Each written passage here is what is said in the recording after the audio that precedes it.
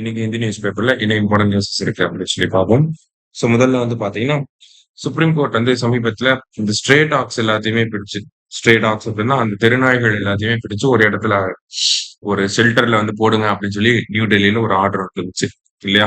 அதை வந்து 6 ல இருந்து 8 வாரங்களுக்குள்ள பண்ணி முடிக்கணும் அப்படின்னு சொல்லி சொல்லியிருந்தாங்க. அதுக்கப்புறமா அந்த ஸ்ட்ரே டாக்ஸ்க்கு ஆதரவாகவும் எதிராகவும் நிறைய பேர் வந்து குரல் கொடுத்திருந்தாங்க. ஸோ இப்போ சுப்ரீம் கோர்ட் அவங்களே என்ன பண்ணியிருக்காங்கன்னா அவங்க அவங்க அவங்களோட அந்த ஆகஸ்ட் 11ல வந்து அந்த ஆர்டரை வந்து கொஞ்சம் சேஞ்ச் பண்ணியிருக்காங்க. ஷெல்டர் ஹோம்ஸ்ல போட வேணாம், அது ரொம்ப ஹார்ஷா இருக்கு. அதுக்கு பதிலா நீங்க இதை பண்ணுங்க, அந்த அனிமல்ஸ் எல்லாத்துக்குமே ஸ்டெரிலைசேஷன் பண்ணி இம்யூனைசேஷன் பண்ணி மறுபடியும் விட்டுருங்க அப்படின்னு சொல்லி சொல்லியிருக்காங்க. ஸ்டெரிலைசேஷன் பண்ணா அதனால மறுபடியும் இனப்பெருக்கமா வராது. ஓகேவா.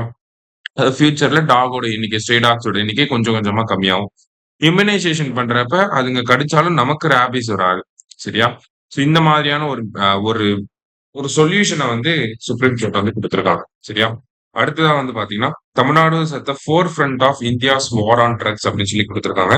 ஸோ தமிழ்நாடு பொறுத்த வரைக்கும் பாத்தீங்கன்னா இந்த ட்ரக் என்ஃபோர்ஸ்மெண்ட் அப்படிங்கறத பெட்டரா பண்ணிக்கிட்டு இருக்கோம் அப்படிங்கறத சொல்லியிருக்காங்க. கிட்டத்தட்ட narcotic drugs and psychotropic substances ஆக்டுக்கு கீழே பாத்தீங்கன்னா இந்த சட்டம் வந்து நமக்கு 1985ல வந்து வந்திருக்கும். சரிங்களா.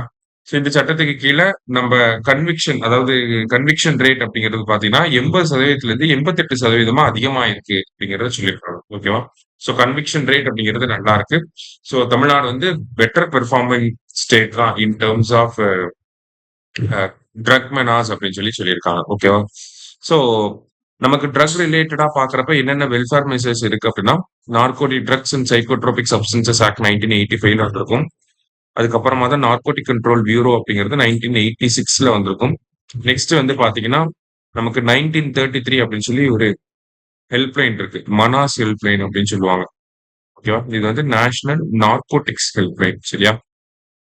இது எல்லாமே நமக்கு நார்கோட்டிக்ஸ் ரிலேட்டடா இருக்கக்கூடிய வெல்ஃபேர் மெஷர்ஸா இருக்கு. ஐ மீன் என்ஃபோர்ஸ்மெண்ட் மெஷர்ஸா இருக்கு.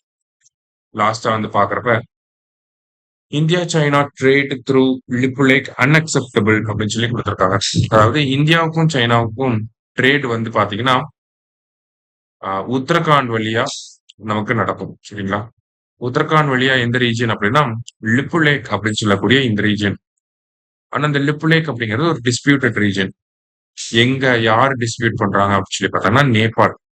நேபாள் வந்து காலாபானி, லிப்பு லேக், அடுத்தது வந்து லிம்பியாதூரா அப்படின்னு சொல்லி 3 பிளேசஸ் வந்து இருக்கு. ஓகேவா. இந்த 3 பிளேஸுமே அவங்களுக்கு சொந்தம் அப்படின்னு சொல்லி அவங்க சொல்றாங்க. நமக்கு சொந்தம் சொல்லி நம்ம சொல்லிக்கிட்டு இருக்கோம். அது வந்து ஒரு டிஸ்பியூட்டட் ரீஜனா இருக்கு. இந்த லிப்பு லேக் வழியா தான் இந்தியாவுக்கும் சைனாவுக்கும் நிறைய ட்ரேட் நடந்துட்டு இருக்கு. சின்ஸ் 1954ல இருந்தே இது நடந்துட்டு இருக்கு. சரியா. சோ அந்த லிப்பு லேக் அப்படிங்கிற ரீஜன் இந்தியாவோட உத்தரகாண்ட், சைனாவோட திபெத் அண்ட் நேபாள், இது 3மே மீட் ஆகக்கூடிய இடம் தான் இந்த லிப்பு லேக் அப்படிங்கிற ரீஜன். இந்த ரீஜன் வழியா ட்ரேட் நடந்துட்டு இருக்கு. அதை பண்ணக்கூடாது அப்படின்னு சொல்லிதான் யார் சொல்லிக்கிட்டு இருக்கா, நேபாள் வந்து சொல்லிக்கிட்டு இருக்காங்க. சரியா. இது எல்லாமே எங்களுக்கு சொந்தம் சொல்லி சொல்லிட்டு இருக்காங்க. சோ இன்னைக்கு நியூஸ் பேப்பர்ல முக்கியமான விஷயங்களை பார்த்துக்கோ. நன்றி.